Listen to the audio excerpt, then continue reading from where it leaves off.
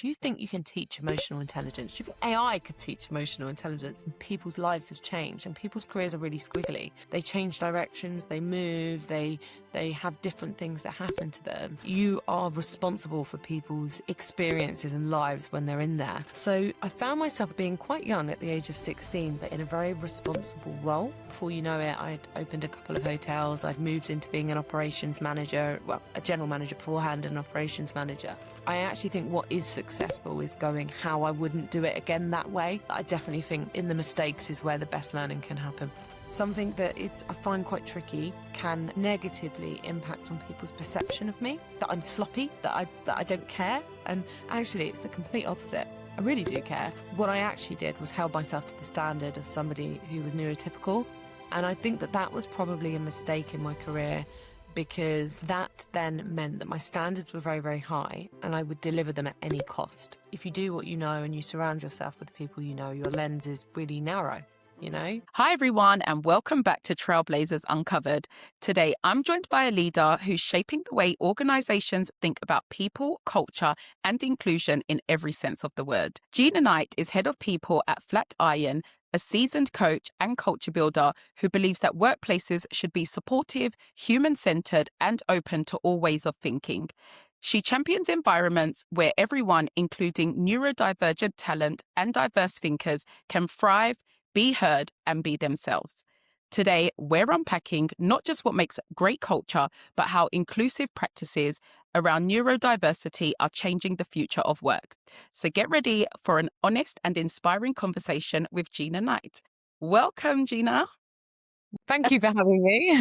Oh, cool. I've been really excited about this one because learning is at the heart of everything that's really important to me, and passion projects are really, really important to me too. So when you reached out and said, "Hey, I do this, I enjoy it, I want to talk to you," I thought, "Wow, that's something I want to get involved in." So I've been looking forward to this chat. Amazing. And I'm so glad you said yes. Yes, hell yes.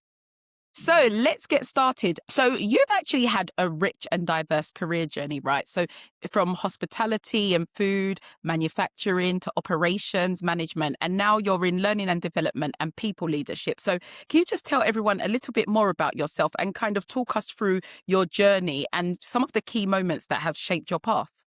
Yeah. So Gina, currently working in Flatiron, and a little bit about me. I'm a mum, and I've got a beautiful 12-year-old daughter.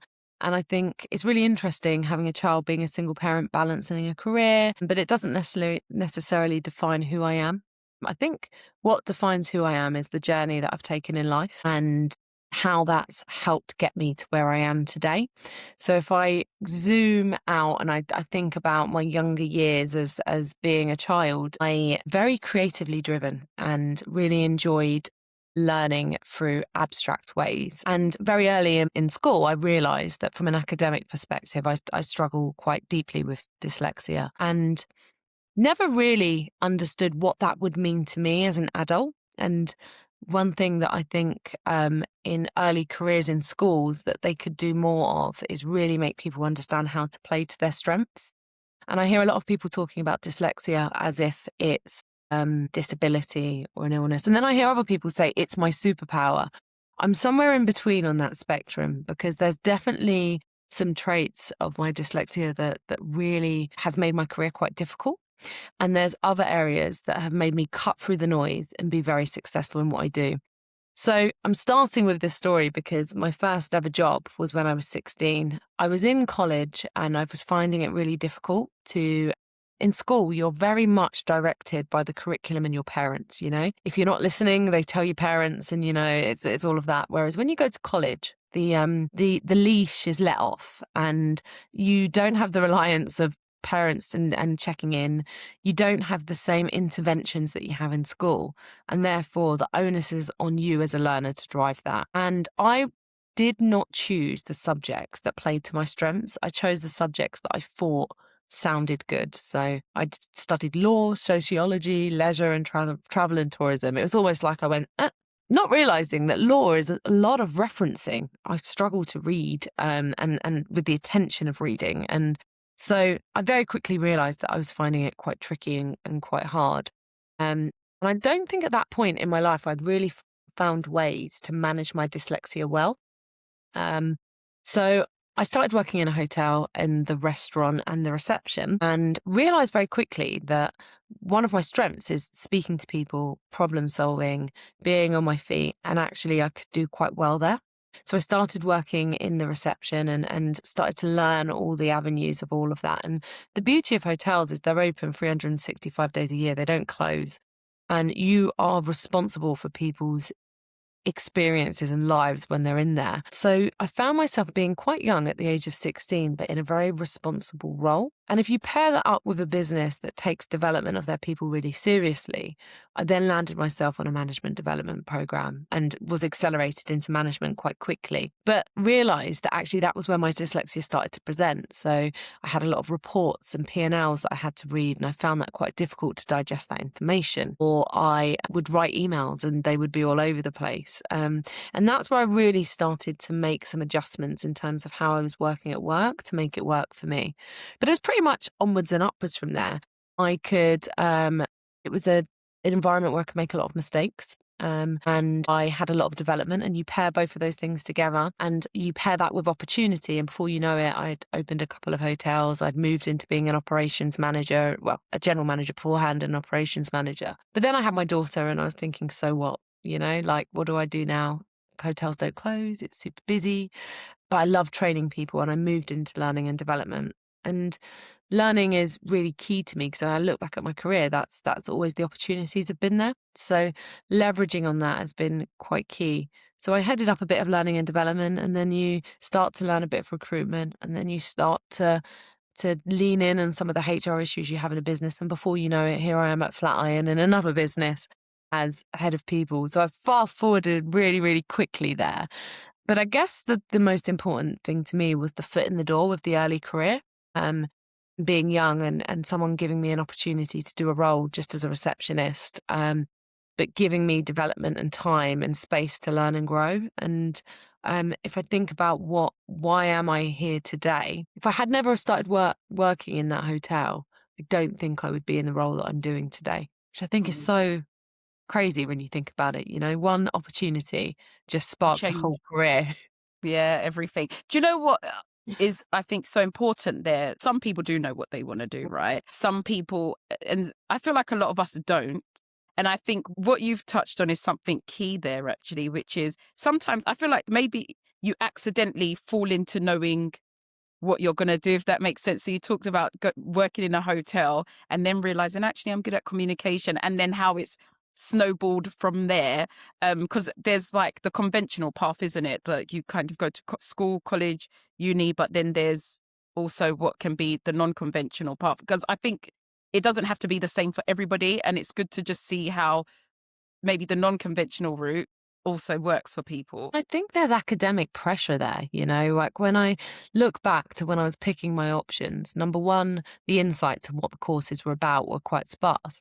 But then everyone goes, what do I want to be when I grow up? I want to be a doctor, a lawyer, those are the things that people set, like, aspire to do, because you can see it feels like they pay out very well, and I think that's what I was a bit of a victim of. It was like, I don't really know what I'm going to know, so I'm just going to choose these things. But opportunity just to get your foot into the door is something that I think businesses could do more of. So if I take, for example, work experience, it's such an important part of a young person's time in their career. And more as I go through my career, I'm ensuring that Flatiron really create opportunities for people to do that, because I think it sparks curiosity in people. It makes people understand the landscape. I think it's just as important for people figuring out what they don't want to do. And when we've done work experience, it's so funny. There's one girl that did work experience with us, and we always start them off with the induction. And the induction starts off with vision, mission, values, try our food. This is why we do what we do. They spend a whole day doing it. And then throughout the week, they experience all the different departments.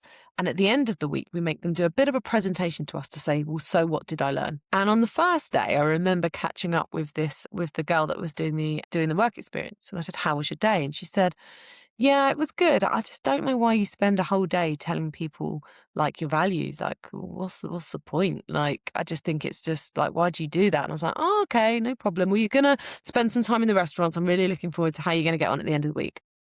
she did her presentation at the end of the week, and she said her presentation was all about how she saw those values living and breathing in the business, and how important it is to be really intentional about that at the start. And I was like, wow, that's really interesting. And so her so what of the work experience was, I have to work in a place that culturally is right for me. And I think that the signs will be there from how they hire me, from how they induct me. Do I see what they say actually working in the place in practice?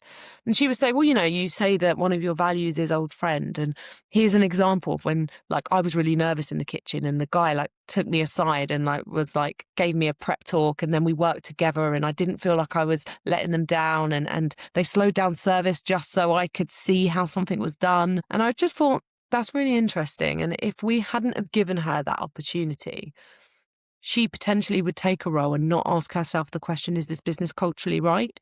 But that was what she got out of just a week's worth of work experience. And every work experience person that does the presentation, they take away something different. And I think for me, the symbol is young people don't know what they don't know. Yeah. They don't know what they don't know. And not everybody has access to figure out how to know what they don't know. And I'd go as far to say most young people that I come across don't have the access to that unless they have some form of career advice coaching. And that sometimes, from an accessibility perspective, might cost money and isn't integrated in the education system. So I just feel super passionate about doing it early. And that's why I think things like apprenticeships are really, really important. And people think that apprenticeships are just for young people. They're actually not. I've just finished an apprenticeship myself. I've actually done 3. Apprenticeships are for people who want to learn and want to explore something new, and actually to allow people to do career swaps and ladders that, if you think about the career landscape, people used to look at careers as a traditional ladder, climb to the next step, to the next step. And your parents might have had jobs for life, That doesn't really exist. And there's a great book called The Squiggly Career, which is basically about that workplaces and people's lives have changed and people's careers are really squiggly. They change directions, they move, they have different things that happen to them. And I'm a firm believer that early careers is important, but an early career can be at any point of your career. Yeah. And that might be when you're 45 years old and you're having that, what am I doing next? Or it might be when you've had a child. It might be when you get married. It's it can follow you through any time. Yeah. I think you just described quite well, actually, a shift that I also noticed as I continue going through my career. Like when I first joined the workforce, I'd meet people and they'd be like, oh, I've been here 20 years and 30 years. And I'm like, oh, wow. And then kind of we go through the generations. It's become more normal to change for whatever reason that is. And I think initially, actually, it was frowned upon, but now it's becoming a bit more normalized. And I think that is important, kind of to your point, which is having squiggly careers. And it can start whenever. You might change direction for whatever reason, whenever. I also like that, do you know what's interesting? That example you gave of the girl that was on your work scheme. Because I was just talking to somebody, I won't digress, but I was talking to somebody last week about organizations have cultures and values. Some live by them, some don't really live by them. But I think what was good there is seeing in real time somebody that's come in for work experience and is reflecting back to the organization that it seems that you are living these values, and the importance of takeaway is this, the importance of understanding whether an organization is a culture you want to be with or be part of. Because I think when we're looking for jobs and stuff, we're always looking at, oh, well, they want to hire me, but it's also actually, do you want to work there? Is that organization fit for purpose for you? So that's pretty interesting, actually. Touched on, right, Gina, your how you went into hospitality and you kind of not fell into it, but you through working there, you then decided, oh, actually, I kind of like this. When we talk about career paths and they're not linear, and you've even mentioned the squiggly, is it the Squiggly Career? Squiggly Yeah, Career? it's a really cool book. So yeah, I've heard of it as well. Yeah, how has your unconventional path influenced the way you show up as a leader now? I think that for me, what's important is I understand what I'm doing. So having the ability to roll up my sleeves and get my hands dirty enables me to understand. And one of the things that was really important to me when I work at Flatiron is actually we do steak, incredible steak, great quality, great value. But I don't eat steak. you know, don't eat steak, I'm vegetarian. Well, for me, it was like, how do I get this? How do I really get to know this? Because I have to have a sense of purpose here. I have to have a sense of pride. It's going to enable what I do. So for me, in terms of like my career and how I've navigated it, is I have to be close to the detail and really understand the mechanics of what makes my role or the business work. And when I can get close to it and I can understand it, I generally think that my decision making has been better. But I don't always get it right. And for me, I think that the biggest development opportunities that I've had in my career has been when I've really made mistakes. And I've been in an environment that is safe enough to do that. I've been incredibly fortunate that the businesses that I've worked in have allowed me to experiment, to make mistakes and learn from them. And quite often when I see businesses that don't celebrate mistakes, businesses where I think people don't feel safe to take risks, to experiment. So I've kind of took that mantra into my team, actually. We have a oh shit moment once a week. Sorry, am I allowed to? You're all good. Big moment once a You're week. good, yeah. But we get on a call and we basically talk about the thing that has gone wrong that week. And so why do we do it? We laugh. We sympathize, we also share, and then we educate each other to how we can stop that from happening again. And it genuinely what has it done? It's connected the team. It's made the team understand the why behind some of the things that we do. But it's also just allowed us to make better decisions going forward. And I think about my career and how I've navigated it. I've had a lot of opportunities to play, and I say yes more than I say no. And I think saying yes, not knowing, but being really, really curious and getting under the skin of things has generally sometimes allowed me to be more successful in what I'm doing. And if I haven't been successful, I actually think what is successful is going how I wouldn't do it again that way. I definitely think in the mistakes is where the best learning can happen. Yeah. Do you know what I've also noticed? When organizations hold space for employees to feel comfortable to make mistakes, I think it drives innovation. Yeah, That's what I've noticed, most. It really does drive innovation and that's like, proven. yeah. It's proven. So Amazon have a team that is basically called I think it's something like the failure team or something like that. They have a team that basically have to run projects constantly of new ideas, and basically it's okay if they fail. Most of those projects, it's like got a 99% chance of them failing, but they are there to experiment, and that's all they do.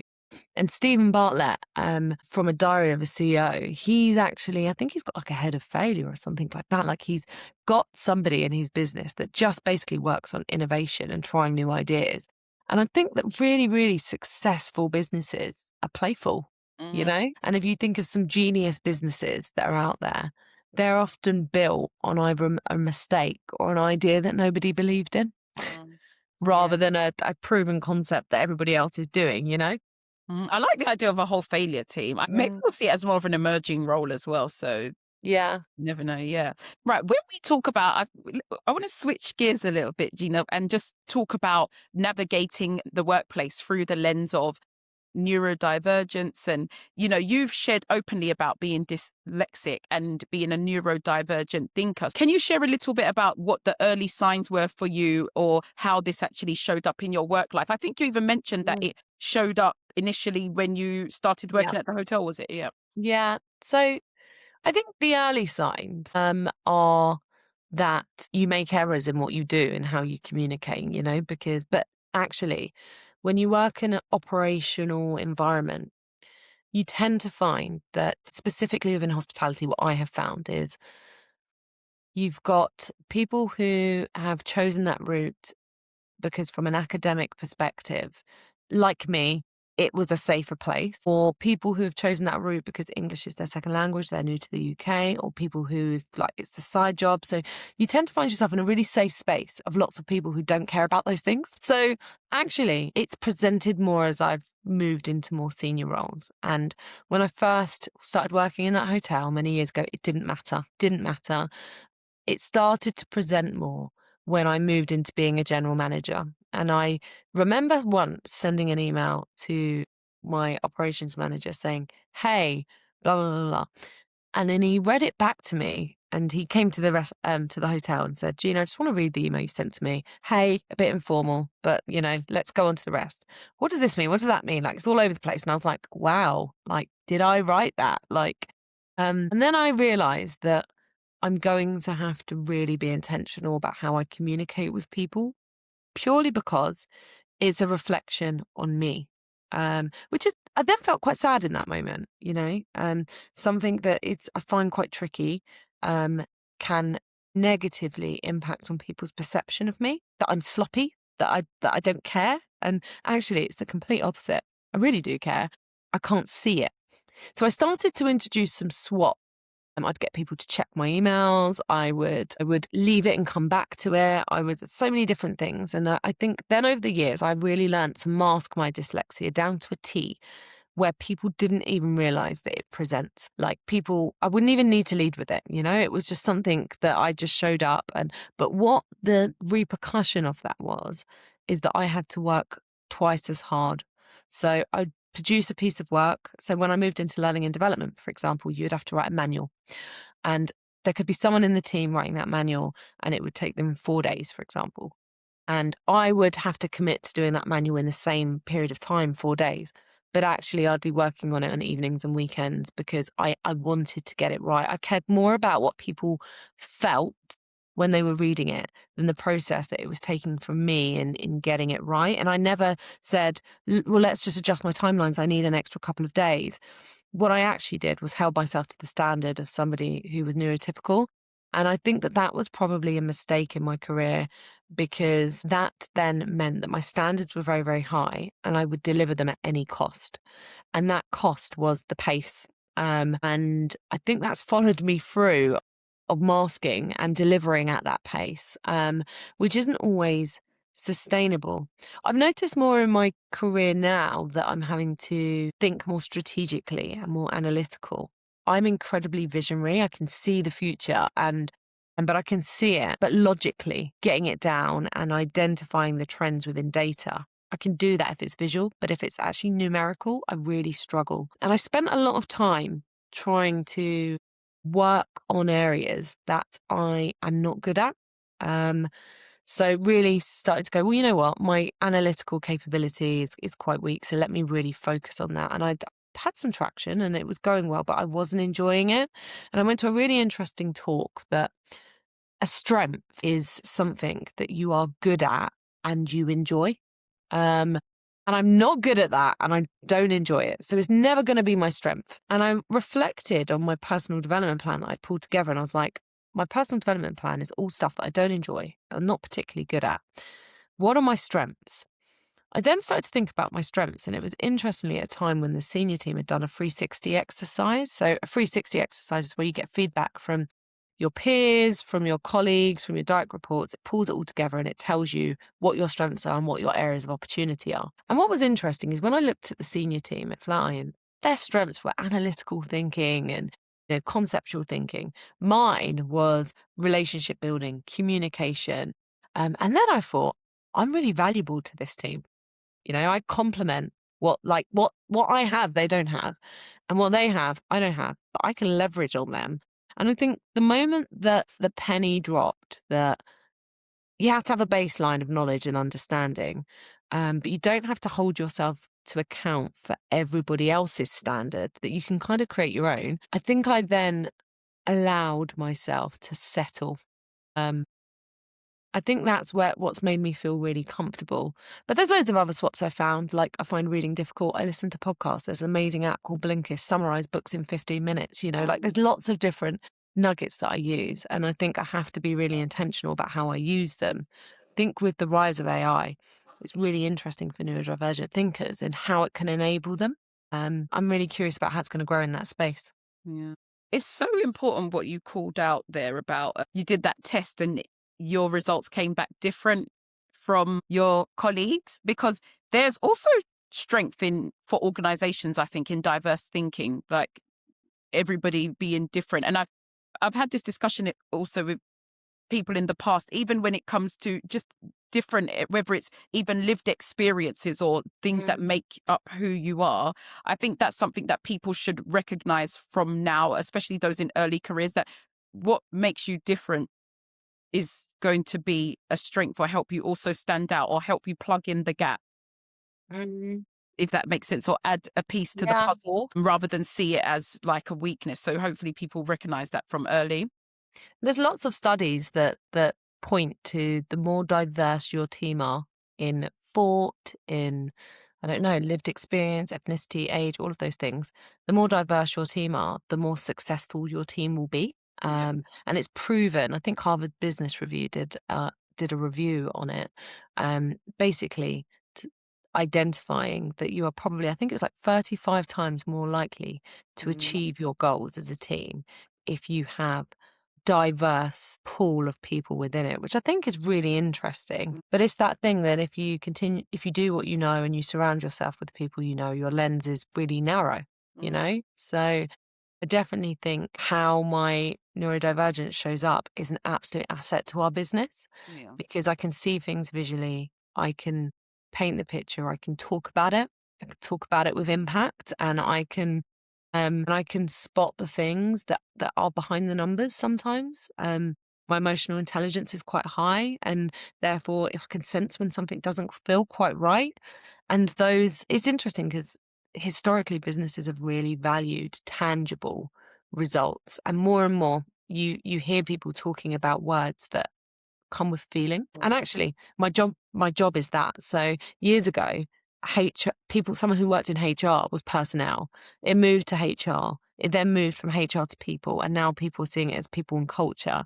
So the transition and the landscape of just my role in general has moved from functional and technical to a place of empathy, agility, humanity, which is, I think, really, really interesting. Yeah, and do you know what? That's actually a good segue that you touch on there, because we've just spoken a bit. You touched on some of those challenges as well, right? Of being a neurodivergent thinker, and how there's pressure to like deliver in the same timeline as other colleagues. I think when we first spoke, and I think kind of touched on it just now, you spoke about like over indexing on other things like emotional intelligence, communication, so how do you think these strengths have actually helped you to climb the ladder and lead effectively? Because you've definitely done amazing in your career. So how do you think they've actually helped to support you?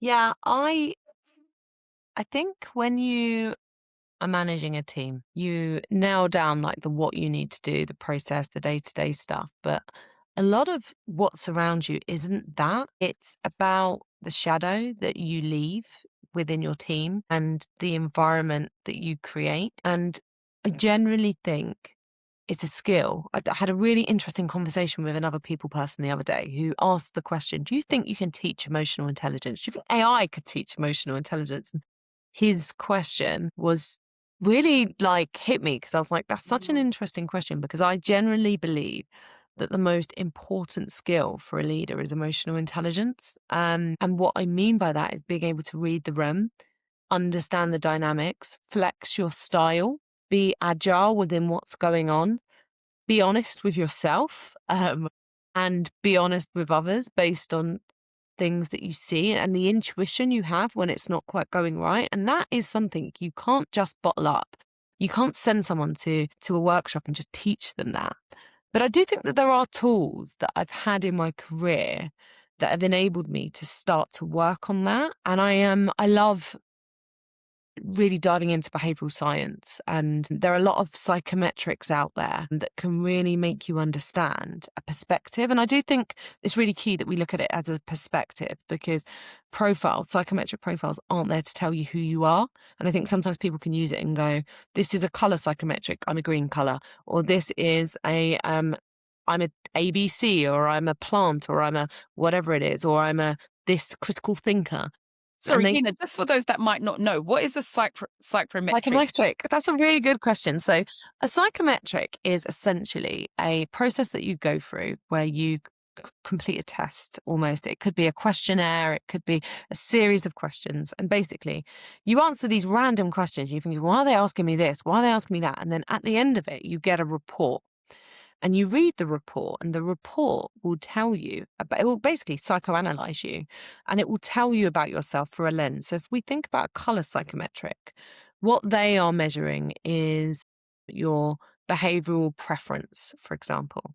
And there's 4 different behavioral preferences that it might allude that you demonstrate. One might be that you are driven and direct. Another one might be that you're empathetic. Another one might be that you're creative. But it will basically say this is your mix and this is how you show up. So Gina, you're very results driven and you're very empathetic, but your attention to detail sometimes can be quite loose. So therefore, these are the areas that you can think about. But if you're going to talk to somebody else who's high in attention to detail and that's not your strength, this is how it might feel to you when that happens. So it's a tool to be able to identify, and this is just one way you could use a psychometric. People use psychometrics in recruitment. They use it in capability assessments. There's lots of different ways. I was going to say, I feel like I've seen it in like interview processes. Like you take the psychometric, then you need to pass it, whatever they're looking for, and then you go through to the interview. It's interesting though, because I'm unsure whether that's how I would prefer to use psychometrics, because I think that psychometrics are an enabling tool, not necessarily something that rules someone in and out. And businesses can use it that way. So you could say that we create our own one that identifies if someone resonates with our values, for example. For me, it's not necessarily whether they do or don't. I think it's about understanding their style and how we can play to their strengths. So in some ways, psychometrics can get good and bad reps, and it really depends on how they're used. We use psychometrics in Flatiron at first-time manager level, where they get a profile which tells them about their color preference, and it basically tells them about their leadership style. And it also tells them about when they come across people who have different leadership styles, how that makes them feel, how they make other people feel. And I feel that it's a really cool self-awareness tool where they can go, wow, okay, I'm really driven, but for someone else whose energy is more introverted, that comes across as a bull in a china shop. And so how can I flex my style to work for that person? And I don't think it's like gospel be all and end all, but I think for me, it's a really good self-awareness tool that can help you with your emotional intelligence. But the only thing that's going to help you drive your emotional intelligence is yourself, asking for feedback, zooming out, reading the room, using the tools that you have, being really intentional. And because awareness is something that has always been in my toolkit, I think I've just leveraged on that over my career. And I think that definitely is a strength that I double down in. And also why I try to surround my team in that. We talk about feedback, oh crap moments, all of those things. We talk about the successes. We talk about what could have gone better. And I think that creates the environment of just being really aware of what's happening in the moment. Yeah. Do you know what I like there? Because I've done those psychometric tests and my result always comes back the same. I've used, and I think it's good. I've used it as a reflection for myself, but I like what you said about almost using it to leverage how you interact or engage with others. And then you touched there about like self-awareness and kind of that responsibility, But what about the workplace, adjustments when it comes to supporting, employees or workplace accommodations? Have you used any that have made a big difference for you? Or are there any that have done really well for you and you wish other organizations offered, or that you haven't actually seen offered that you wish organizations would offer? I think everybody's challenges present in very different ways. And I don't think there's a definitive list of what you can and what you can't do. I think the advice I'd give to people is to listen and ask the question, how does that present? So quite often we do health screenings, and like when someone joins us, we do a health screening and it will say that person has ADHD, for example. And the manager will be like, okay, so that person's got ADHD. Like I could either not do anything about it, which we wouldn't want them to do, but that does happen. It's the reality. And that's it's not helping the team member, but it's also going to present later on. So you might as well lean into it. They could ask about it or they could assume. And quite often they go, oh, that person's got ADHD. They're going to be an absolute nightmare. They're going to be late. They're going to be all over the place. They're not going to focus. They're not going to whatever. And I always remove it from that and say, just be curious. So that person has put on their health screening, they've got ADHD. Ask them the question. So how does that present?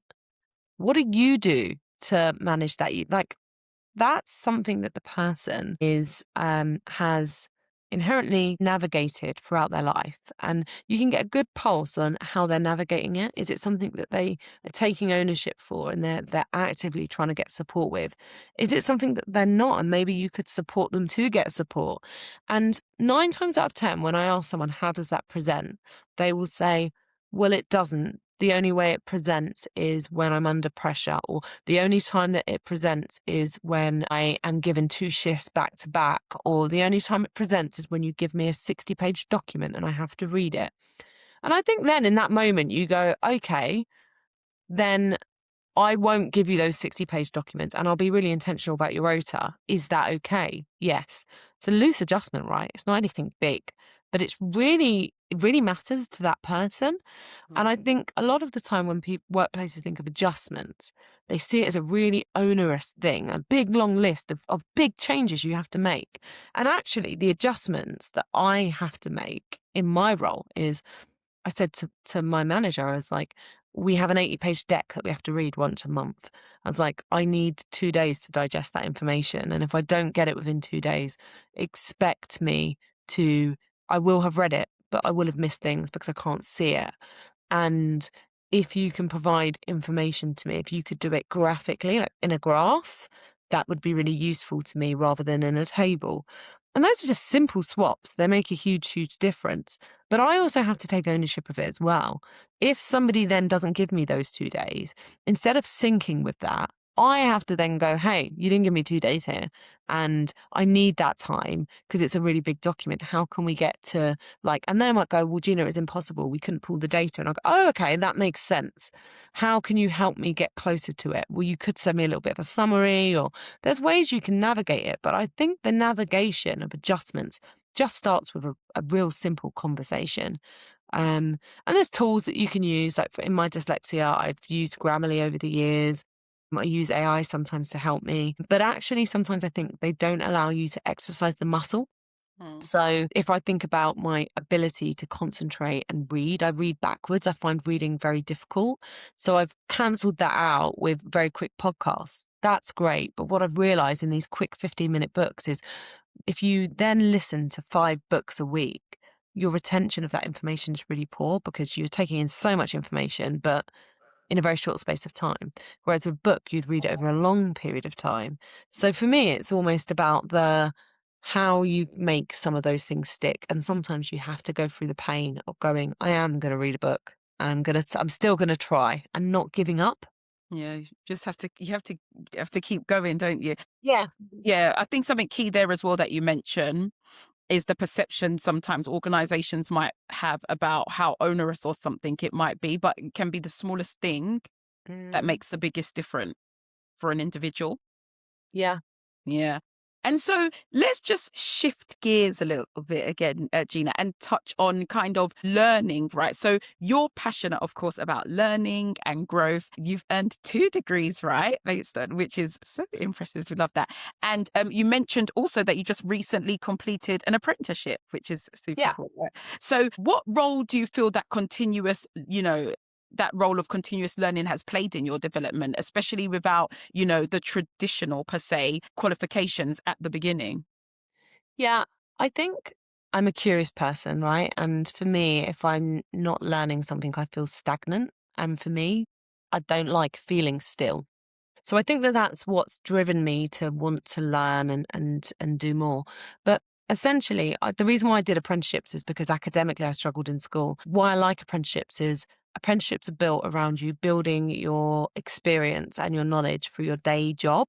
And actually, it's quite a kinesthetic thing being in your day job. You're doing it.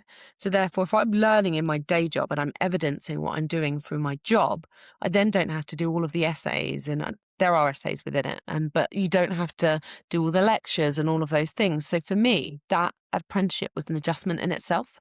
It was an adjustment to traditional careers not careers, traditional education. Those have definitely helped me. But I've always chosen topics within the apprenticeships I've done, because I've done 3, to enable me to understand more within my field. So Mm. people see apprenticeships as like certificates that you do in random things. Well, actually, I did my CIPD, which is my HR qualification, through an apprenticeship scheme. And all that is the apprenticeship scheme paid for the qualification. The qualification is one that I could have gone and done at uni.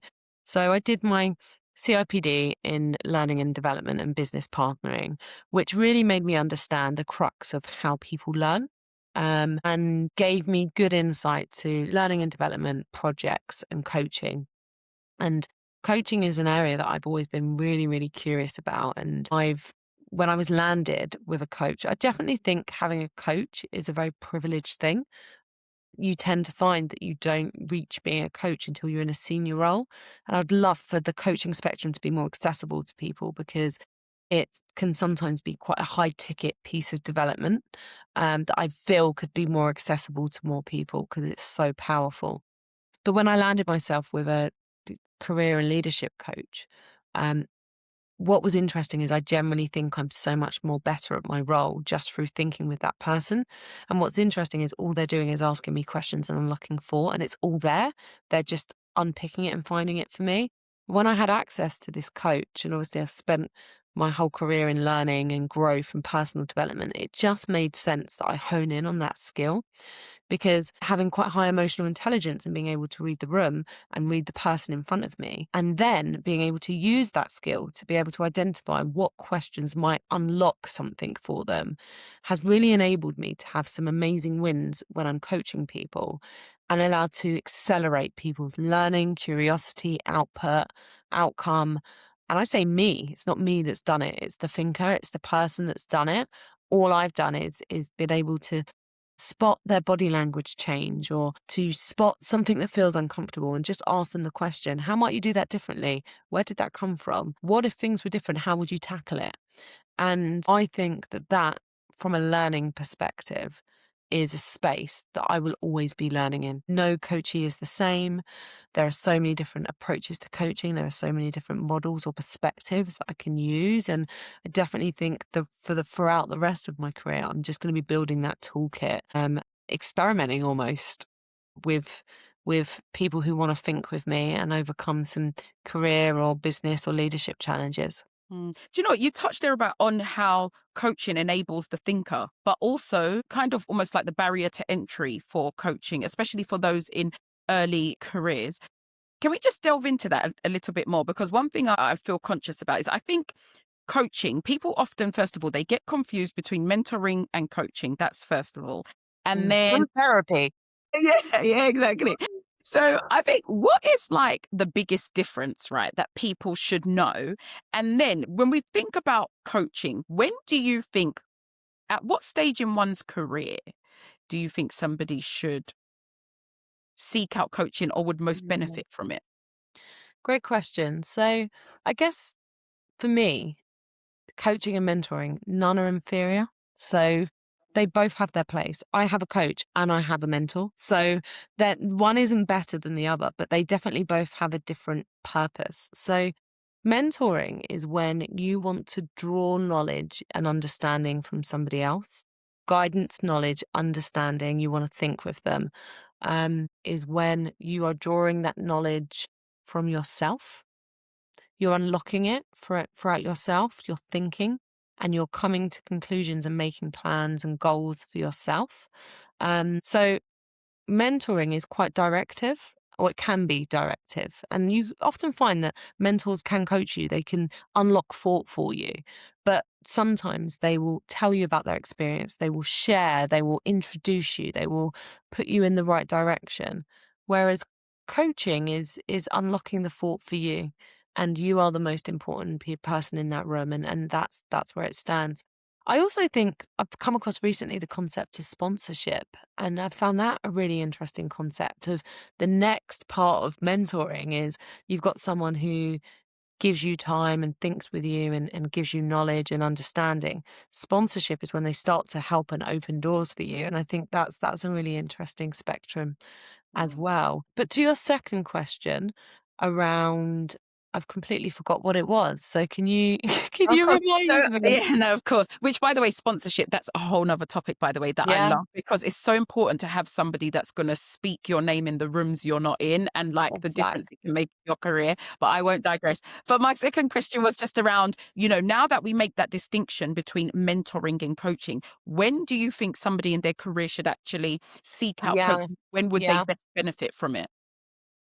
So it's interesting because I think when are they enabled in their career to get it? Or when should they get it? So I what I've seen is that coaching comes with a ticket, it comes with a price. And when people think about developing their people, sometimes it's cheaper to do development programs where they get 15 people in a room and it's a one size fits all journey. And that does work. There's magic in that. It sometimes can be a bit more expensive to do one-on-one with somebody. And therefore, you tend to find that coaching is further on down the line of someone's career. And also, to be coached takes someone who is willing to think, who's willing to put in the effort and be accountable for their thoughts and their actions. And you tend to find more when you become more seasoned in your leadership journey or in your journey of life, that you're more open to doing that. Um, so I think you get access to it further on in life or further on in your career. But actually, if I think about when would it have been useful to me, I think it would have been useful for me when I was 16 and I was figuring about my careers and my options. I think it would have been useful for me when I was deciding to move from operations into learning and development and I wanted to understand why. I think it would have been useful for me when I was deciding to move businesses and I was trying to identify what type of role that I wanted. It would have been useful for me when I had my first person at work that I didn't gel with and I wanted to understand why. So I generally think it can be useful to anybody if you're willing to do the thinking, Yeah. but it comes at a price and therefore how do you make it accessible? One of the interesting things about coaching though is that there are lots of people learning to coach. And when you go on a development program and you go on a course to learn to coach, you often have to build up coaching hours. And it could be that you have to coach for free 100 hours. And actually, there's a lot of people out there that are doing that. And there's a lot of forums of people trying to find people who will just let them practice on them. And that is a way that you can get access to coaching for free for someone who's really invested in it and is learning, but also you're getting that as well. And I think that that's a really interesting way that if you don't have the money to do it, you could do it through that way. But another way is ask your employer.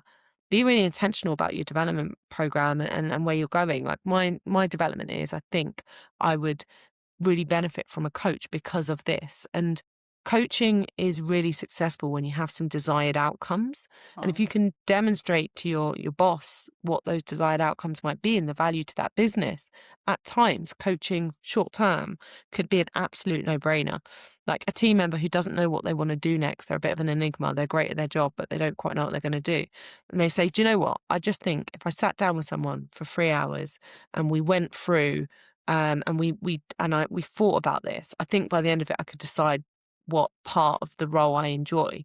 That for me would be really invaluable if I was stuck with that team member. So there's lots of different ways coaching could be useful.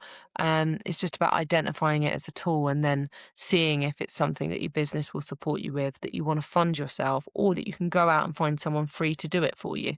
yeah. Do you know that? Yes. So a lot of organizations actually, they have like a development fund or, Yeah. that you can use. And I think people would be surprised to learn the things that they can use that for, including coaching. So that's a good point out. What's interesting there is I did not know that that people are building up their that's how it works and people can actually seek out coaches for free, which is quite interesting. When we think about that, Gina, actually, one question I wanted to ask you is how can someone find the right coach for them? What should they Mm. be looking for?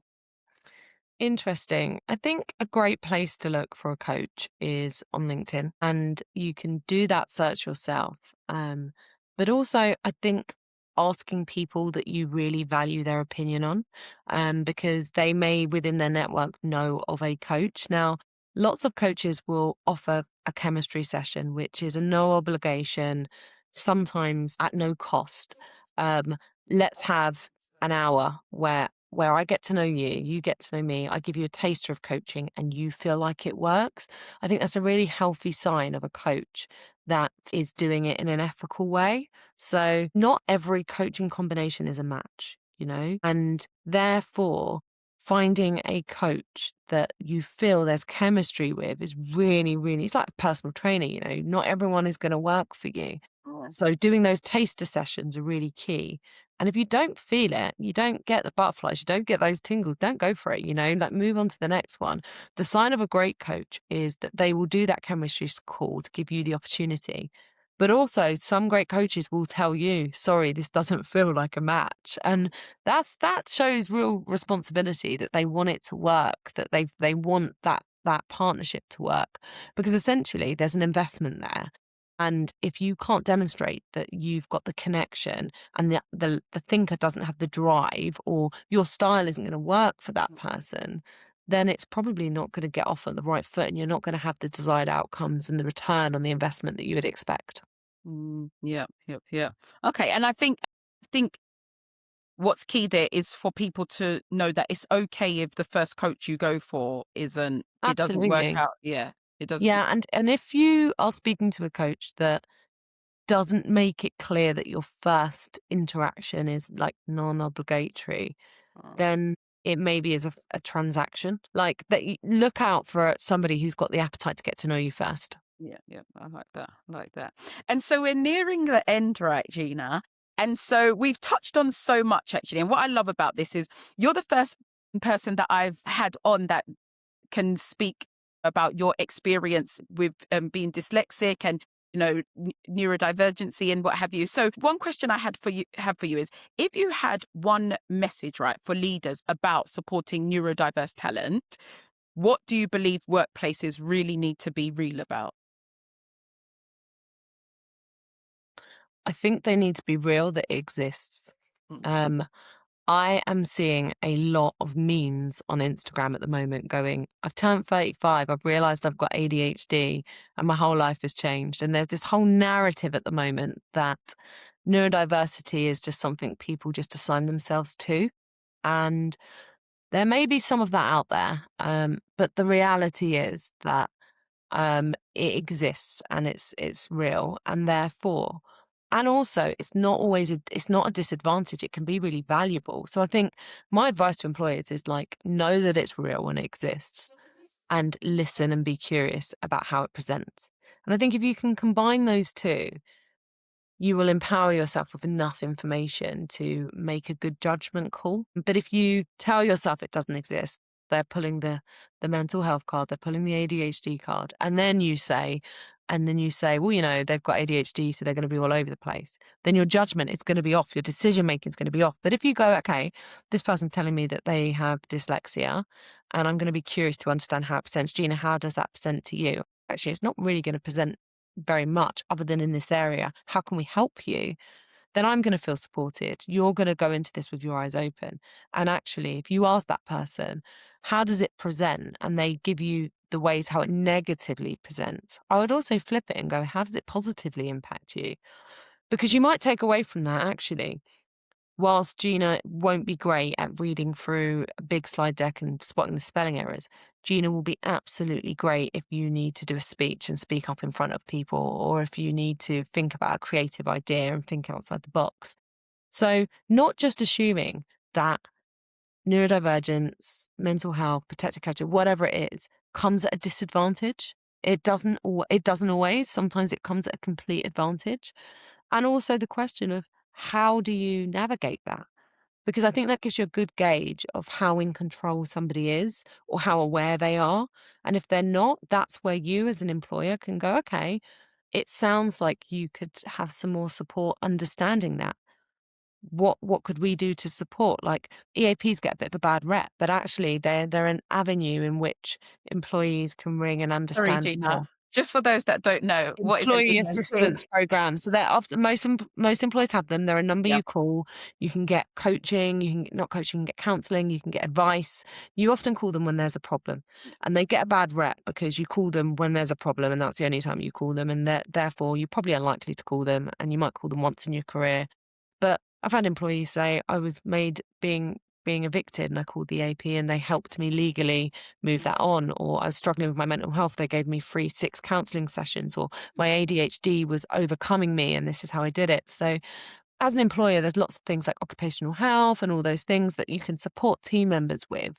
And actually, you could just strip it back and remove it from all of that and just go, how can we help you? You know, and treat them like a human. So I think just leaning into that, but asking yourself, telling yourself it is real, and then being curious about it is the only way that you're going to really get closer to a place where everybody feels like it's a safe space for them. Amazing. And I think what you've touched on there also goes back to the importance of one, treating people as people, right? I think organizations should be people first anyway, but also we do understand that these are businesses and there is what's the word? There's strength, as we mentioned, in that diversity of thought and having something that people bring to the organization that others don't. So I love that. And then my final question for you, right, Gina, is, and I feel like I might know the answer to this, but I don't know. But what is the one mindset shift that changed everything for you? The one mindset shift that changed everything to me was about being deliberate. Oh, okay. It was about being deliberate. I think that like stuff happens, you know, like all the time, and you can allow it to happen. But I feel that if I'm intentional and deliberate about how I behave, how I think, how I act, then I'm more likely to get the outcomes that I want. So I've started to be really deliberate about my development, and I've started to be really deliberate about the people I surround myself with and the conversations I have. And I generally think that if I lead with intention, I'm more likely to have a better outcome. So, and often when I feel out of depth, it's probably because I wasn't intentional and deliberate with my decisions.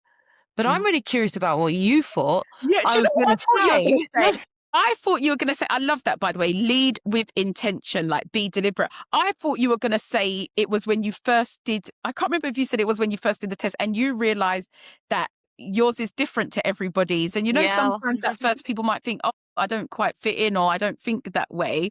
Yeah. And sometimes I think it takes people a while to realize that, no, that is a strength, that is something different. Yeah. But I love what you actually, I like was. that. And there's one thing I would say is like we say the word diversity and we often think of like diversity as a bucket. You know, you're a black person, so you're diverse. You're like a woman. Or, you look at it like that. Yeah.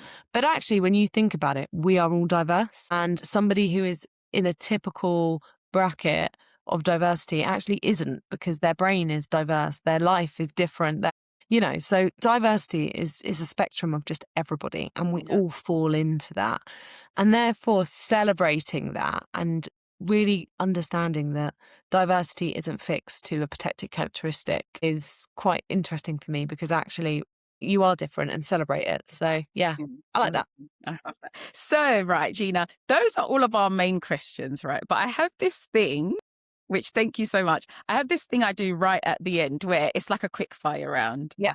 Just to help people kind of get to know you a bit more, you know. Cool. I always get surprised by the answers people give here. Yeah.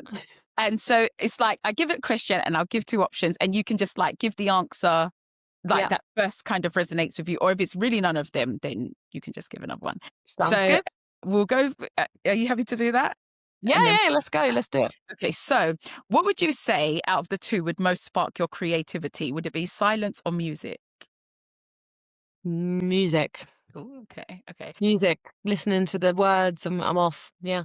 Oh, okay. So which coaching style resonates with you more, soft and reflective or direct and honest? Direct and honest. I want to get down to the vulnerable point and get it surfaced, get it out. I love it. Out of the 2, which would be your natural leadership energy? Would it be people first or high energy motivator? So interesting, because my role is head of people, right? So I feel like you've tricked me here. But I am a high energy, and I really push my team to be the best that they can possibly be. So I think I'm going to go with high energy motivator. Like, I want my team to feel like we can achieve it and do it and get behind it. And that means that it impacts our people. So I just knew you'd be able to make that connection. I love that. If your mind ever feels overloaded, what would be your go-to reset? Would it be stepping out for fresh air or putting headphones on and just tuning everything out? I don't know if headphones would help. I think going out for fresh air is what I would do. But you have to be intentional about that. Yeah. Set your lunch break, make it happen, be deliberate about it. Otherwise it doesn't happen. And then you can quite quickly just stay there. So that's one of the things I have to be deliberate about. I love it. When no, what's the next one? Which workplace behavior bothers you more? Some might call it the ick. Is it meetings that should have been emails or corporate jargon?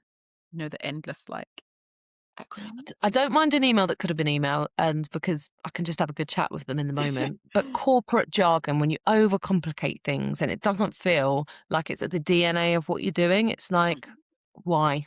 Yeah, that irritates me. Mhm. And if you could remove one workplace norm forever, would it be Monday meetings or the 5-day work week? That's a hard one. I'm in between. I don't think it matters what day a week I have a meeting. And I think that the balance for people is what works for them. So the 5-day work week, I quite enjoy, but for others, they don't. So for me, it's about making sure that workplaces have a balance of that and a place for everyone rather than saying what I would want, if that makes sense. Yeah. I think some people find, you know, like when it's been the weekend and you're coming in and you feel, oh, I've got that meeting first thing. Yeah. You find that a bit quite Yeah. difficult. Make your meetings fun.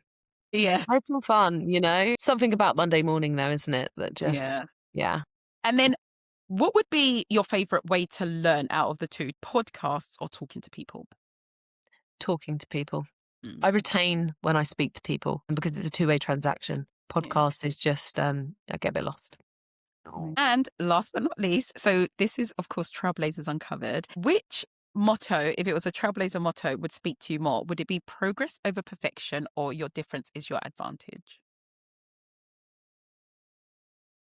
I love both of those because for me, I strive for perfection. So I think I have to tell myself that all the time. Like someone said to me once, done isn't perfect. But I like the one about differences, and I'm gonna stick with that one. Yeah. So your difference is your advantage. Yeah. I love that. Well, amazing. That concludes that element. And then just one last thing, Gina, where can people find you? People can find me on LinkedIn /Gina Marie Knight. That's where I hang out. I often put lots of posts, share what I'm thinking. I've seen them and they're really cool, actually. So Cool. Yeah. So like and follow. Yeah. I love that. Amazing. Well, that brings us to the end. Gina, thank you so much for joining me on today's episode. I can't wait to release this and for everyone to just hear all about what we've spoken about today. I always say, I think these are just so informative because I think we're all navigating work life, right? Whether it's the corporate space, whether it's, you know, different elements of life. And I think there's so much that people can relate to. So I can't wait to release this. And thank you again so much for Thank joining me.